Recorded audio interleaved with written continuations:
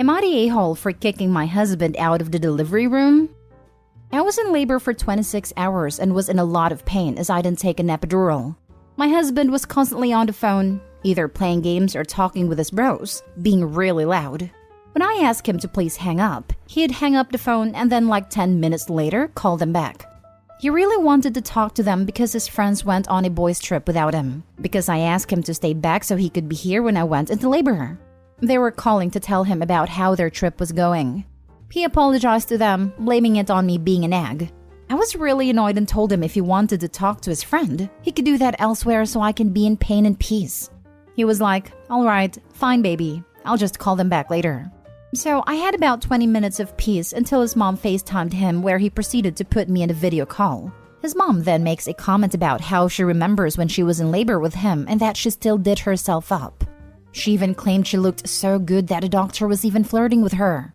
I was holding back everything inside me to not say something, as I didn't want to disrespect my mother-in-law. But at the same time, she sometimes just makes the stupidest comments at worst times, and at this moment, I could not stand talking to her. A nurse ends up coming in and could tell I was upset and asks me if everything was alright, and I tell her I just really want to be alone.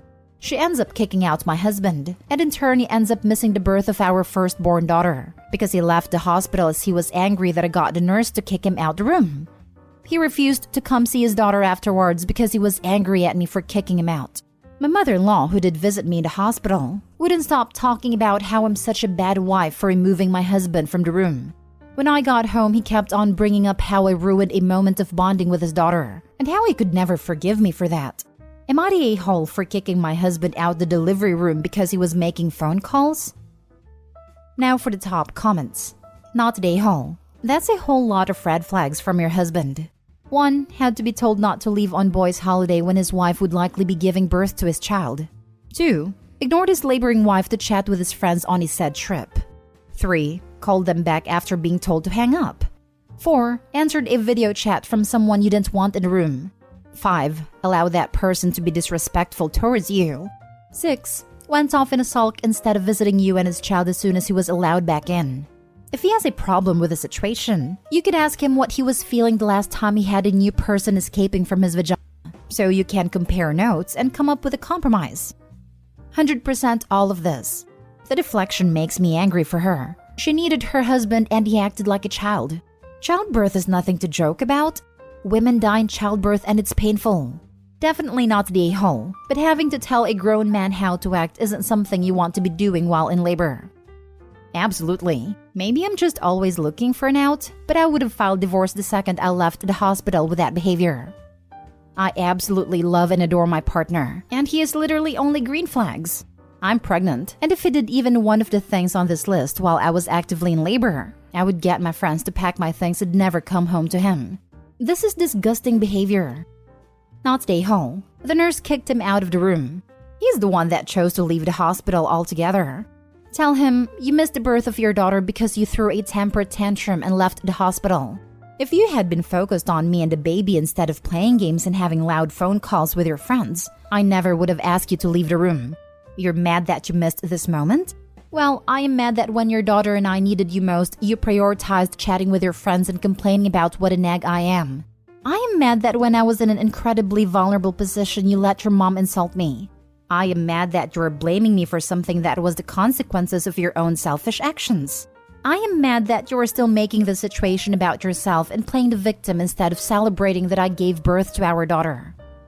I'd copy and paste that into a message to him, because that's exactly what happened. Next story is titled, Am I the a-hole for paying first-class airfare for my nanny and not my son? Me and my husband had our first child, Matt, 18 male, when we were just 17 years old. We weren't in a very good financial situation at first, and it only got better when Matt was 9. Currently, we both work well-paying jobs, bought a spacious home, and have our luxuries. We had 2 more children, 8 male and 5 female. As we cannot stay at home all the time, we hired a nanny, a 45 female, to take care of the little ones. Matt had complicated personality change at age 11. We put him in a private school, and maybe the contact with other teenagers brought out a selfish and elitist side of him. We tried our best to try to improve it, but with the onset of adolescence and stubbornness, it just seemed to get worse. It got better when my husband and I decided that at age 16, he would work part-time so he could start taking financial responsibility, and that seemed to give him a reality check as we cut our support on his perks. This year, after the worst period of the pandemic, my husband and I decided to go on an international trip. And instead of giving May a vacation at home, we decided that we would take her, not going to work, and pay for everything. I don't live in the US. Matt, on a random day, overheard me talking to my husband that I was planning to pay for a first-class seat for May and her son, for her to enjoy like we did. Matt then asked why we should do this. We were already paying for everything. Let her go economy class if she can't afford first class. I was shocked. I said that it was mean to say this, and that she was an important person for our family who gives up having time for her own child to take care of mine. It's the least I can do. He still stood his ground. So I said if he sees it that way, I said I'd buy him an economy seat and he'd have to turn around to pay for an upgrade, for him to see how privileged he is to have parents who can pay. He nodded, thinking it was a joke, even though I said it wasn't. As the months went by, I warned him that his ticket was economy, and he didn't believe it. On the day of the trip, like a shocked Pikachu, he was startled when he realized I told the truth. He threw a tantrum in the middle of the airport, saying that 10 hours of travel would be very uncomfortable. I just replied, "You had 6 months together. You've been warned." The flight was okay, but Matt was outraged the entire trip, saying it was almost torture and that we had gone too far. My husband agrees with me, but my parents said I went too far doing this. Am I the a-hole? Not the a-hole. He fooled around and found out. Doesn't sound like those elitist attitudes really left. Just simmered for a while. My parents said I went too far doing this. Yes, you absolutely tortured him by making him sit with a peasant. How awful. Exactly. He's lucky she still took him on vacation at all. Imagine what the flight would have been like with him whining in a nearby seat. Not the a-hole, and I'm sorry you have such an entitled son. Ask him why almost torture would be fine for the nanny but not for him. Because that wouldn't work with someone like this. My husband's 39, younger brother 28, has never had a job that lasted more than 3 months until he started doing DoorDash and skipped the dishes, because he didn't want to be told what to do. In his mind, having anyone physically watch what you do was unacceptable. You bet he would completely freak if he was in this situation. Asking why it is okay for them and not him would have the response of, "They are to help. We pay them. They aren't owed anything." Entitlement is a terrible thing. Not the a-hole. Matt can't tell you what to do with your money, and is plain mean and classist to negotiate a downgrade in airfare for anyone. However, you have already tried taking privileges away by making him work and not supporting his perks. I don't think monetary punishment is going to work anymore. You need a new solution. I would try a family therapist to see what is at the bottom of his relationship with money and what you can do to change it. Next story. Am I the a-hole for refusing to punish my daughter for being rude to her grandmother and clapping back at mother-in-law? No one in the family likes mother-in-law's husband for a couple of reasons. He works in an immoral industry and admits he will do anything for money. He is very pompous/competitive and likes to take digs about everyone's financial situations. He was a lazy parent to his own children and a cold and jealous stepfather to his stepchildren. Really, mother-in-law is the only person who likes him. She gets an entirely different side of him, but at the same time, I feel she can't just ignore who he is. My 13-year-old daughter is a very smart and intelligent girl and has decided to be no contact with him. We fully support her and she no longer attends family events. Recently, we went out in a group for someone's birthday. Just the women, so he was not there or she would not have gone, and we saw the musical Hadestown. After the musical, we grabbed dinner and my daughter was talking about how the kids in her theater group are obsessed with it, and she feels they romanticize a toxic relationship in the two of the main characters, Hades and Persephone, and Hades should be viewed strictly as a villain. Mother-in-law said, "It's honestly the best feeling though when someone hates everyone but you. It's so cute." My daughter replied, "Well, that isn't surprising, as we've all seen the a-hole you married." Mother-in-law laughed and said, "If you were my kid, you'd be in so much trouble right now," and looked at me like she expected me to say something. I replied that I don't believe in punishing for every little thing, and my daughter was expressing her opinion. I said that mother-in-law said something which offended my daughter, so my daughter responded, and there would be no punishment. I also said that I try not to come from a place of authoritarian parenting. Mother-in-law said I clearly got whatever I wanted, and that is why my daughter is so annoying to be around. I replied that mother-in-law was reactive and controlling with her own kids, and now they all hate her. Mother-in-law was furious, and now the family is pretty divided. My husband is actually on his mom's side, which surprised me because he usually isn't. Now for the top comments. Everyone sucks here. Mother-in-law gave an opinion your daughter did not like. She did not attack your daughter. Rather than replying with evidence justifying her opinion, your daughter chose to use a personal attack. Your daughter was unnecessarily unkind to mother-in-law. Mother-in-law's response to your lack of action was inappropriate on her part. But your response was just as bad, if not worse. Personal attacks are not okay. Everyone here acted inappropriately. The mother-in-law made a ridiculous remark and got the full brunt of teenaged no a-holes barred, no BS, and she deserved very little bit of it.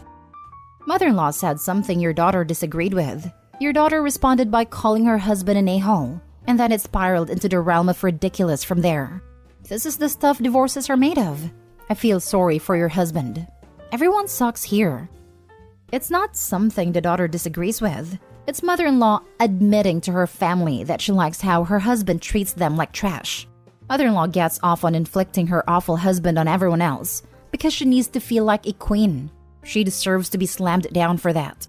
She's not just staying in the relationship because he's lovely to her. She actively likes how he treats everyone else like crap. Why should they all just ignore that? You're the a-hole.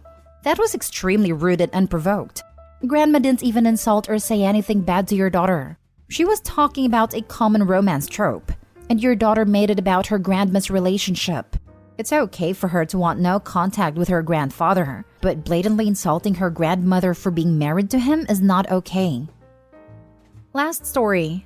Am I the a-hole for telling my girlfriend to stop acting entitled on her period?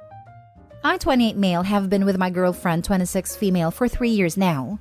We have a great relationship aside from this one issue, but the issue has gotten to the point where I think it might be a deal breaker. She's always been a little moody on her period, but it was a lot less intense at the beginning of our relationship. In the past year, it's become unbearable. When my girlfriend is on her period, she becomes a totally different person. She won't go to work nor do chores. She lays in bed for 7 to 10 days and expects me to do everything for her. I work 10-hour days, and she demands I cook for her and clean the house as soon as I get home. She will leave a bloody mess in the bedroom and bathroom and demand I clean it. Now, the worst part isn't her staying in bed or making me do all the chores. I could probably handle that on its own. The worst part is her attitude. She becomes extremely mean and will insult me for the entire week. She has made me cry before due to how awful she gets. Nothing I do is up to her standards. If I don't do what she asks as soon as she asks it, she throws what I can only describe as a tantrum. She will scream, cry, and has even thrown things at me. She has lost jobs due to her trying to take 7 to 10 days off a month. If they don't approve her time off, she either quits or just doesn't show up, which leads to her getting fired. Thankfully, she's found a more flexible job, but her taking so much unpaid time off is causing us to struggle financially. At first, I was extremely concerned that it was a health issue and urged her to go to her doctor. However, she refused. After almost a year of begging her to go to the doctor, I have given up because I can't force her to go. And she gets extremely angry when I mention it, saying I'm selfish and don't want to take care of her. It causes me a lot of emotional distress because I know something is probably seriously wrong, but I can't force her to go get it checked. She's even gotten her family involved to get me to stop nagging her to go to the doctor. Today, she somehow bled all over the toilet seat and just left it for me to clean, which I did. I was exhausted from work and said I didn't want to cook and will order takeout. She started to insult me, even mentioning some trauma from my past just to hurt me. I lost my cool and told her she needs to stop being a massive entitled jerk to me and that her period is not an excuse to act like this. She screamed and started throwing stuff at me, and I ended up going to stay with my parents. I have tried so hard to be understanding and to support her, but I can't take this anymore. She has her family messaging me and calling me an a-hole, and I do feel bad because I do think she's in pain, and it's likely a medical issue. But on the other hand, what am I supposed to do if she won't go to the doctor? Am I the a-hole? Anti-A, anti-A, anti-A. She is abusive and using her period to justify it. No, she doesn't get away with that just because she has a genital that bleeds. You're right that you can't control her behavior and force her to see a doctor if she refuses. But then please control your behavior and leave her. She's mistreating you and is refusing any kind of help or opportunity to change. You do not deserve to stay stuck with a person like that. You deserve to be with someone who loves you and doesn't use excuses to mistreat you. Thank you for your perspective. It's definitely a hard pill to swallow. It really hurts because she only acts like this during her period, which to me proves that it's almost definitely a health issue. Maybe a hormonal imbalance? Usually she's so sweet and patient, but these few days each month are awful. I just want her to go to the doctor. Her period isn't an excuse for any of this, particularly as she hasn't acknowledged she needs to consult a doctor and likely a psychiatrist for her situation. OP, I hate to pull the usual dump him card, but at the very least move out for now. This is neither normal nor acceptable. Maybe she will seek help if she has to clean up her own messes and she manages to alienate enough people. Not the a-hole. Her intense mood change, excessive bleeding, and a period that lasts 7 to 10 days is alarming. She seriously needs to seek medical help for her own good. However, you're not the a-hole and you have every right to demand that she seeks help or leave. Thank you. I am very concerned and have been since I noticed how bad her periods had gotten. I have pleaded with her to please go to the doctor, but she's very stubborn and says there was nothing abnormal with her health. Her parents have also gotten involved and said it's abusive for me to pressure her so much when she's already said no. I feel backed into a corner here. Other than when she's on her period, she's wonderful. I love her very much, but I'm at my wit's end. I don't know what to do anymore.